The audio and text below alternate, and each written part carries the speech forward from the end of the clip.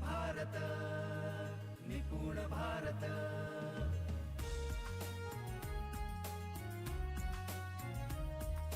निपुण भारत निपुण भारत। हमें यह समझना पड़ेगा भविष्य कैसा होगा और बदलती दुनिया कैसी होगी। दोस्तों, दुनिया के बदलाव की गति बहुत बढ़ गई है और बदलाव की गति जैसे बढ़ गई है वैसे हमें भी अपडेट होना पड़ेगा। अगर हम अपडेट नहीं हुए तो हम आगे नहीं जा पाएंगे। तो दुनिया के बदलाव की गति का मतलब असल में क्या है?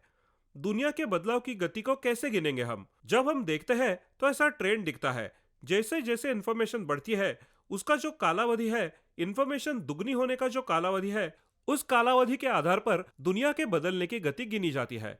दुनिया की बदलाव की गति का संबंध इंफॉर्मेशन के दुगना होने से है। पहले इंफॉर्मेशन दुगनी होने के लिए हजारों साल का कालावधि था, फिर सैकड़ों साल का। आज दुनिया की बदलाव की गति यानी इंफॉर्मेशन दुगनी होने की गति 2 साल तक नीचे आ चुकी है। 2 साल में आज तक जो इंफॉर्मेशन अवेलेबल है वो दुगनी हो जा रही है।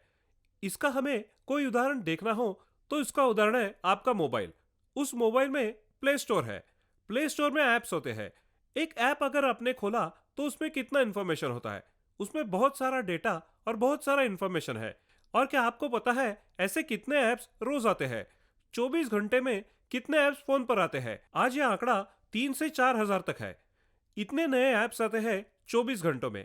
उसमें से शिक्षण के बारे में कितने होंगे? तो कम से कम 400 से 500 ऐप्स शिक्षण से संबंधित है। इस तरह इंफॉर्मेशन बढ़ रही है। इस पर दुनिया के बदलाव की गति गिनी जाती है। सवाल यह है कि दुनिया की बदलाव की जो गति है उससे क्या हमारी शिक्षण व्यवस्था मैच हो पा रही है? क्या हमारे छात्र मैच हो रहे हैं? इस प्रश्न के उत्तर के लिए हमें युवान नोआ हरारी भविष्य की दुनिया के बारे में क्या बोल रहे हैं यह समझना पड़ेगा। तो युवान नोआ हरारी ये तत्ववेत्ता है, जगविख्यात तत्ववेत्ता है।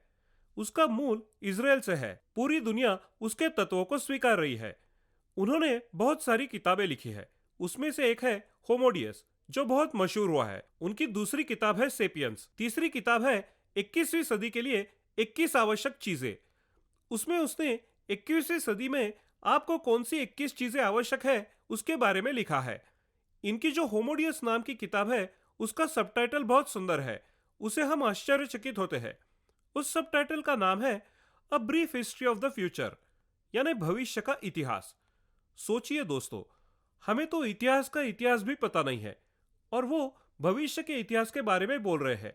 तो वे कहते हैं कि अगले 150 या 200 साल में जो होने वाला है वो मैंने इसमें लिखा है। अगर जो चीजें आगे होने वाली है वो मैंने पहले ही लिख दी है, इसके लिए वो इसे इतिहास कहते हैं। और वो इतिहास है भविष्य के बारे में। इसलिए इनकी एक किताब बहुत मशहूर हुई, उसके कंसेप्ट भी मशहूर हुए और उसके कंसेप्ट की वजह से उसे दुनिया में बुलाया जाने लगा और वो व्याख्यान के लिए जाते हैं।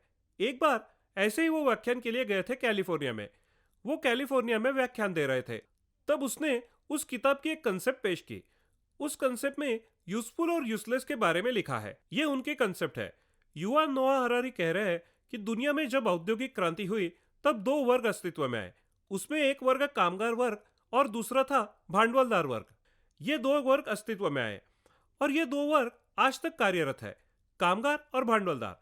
तो यहाँ बैठे हुए आप भी किसी वर्ग में रहेंगे, भांडवलदार या कामगार।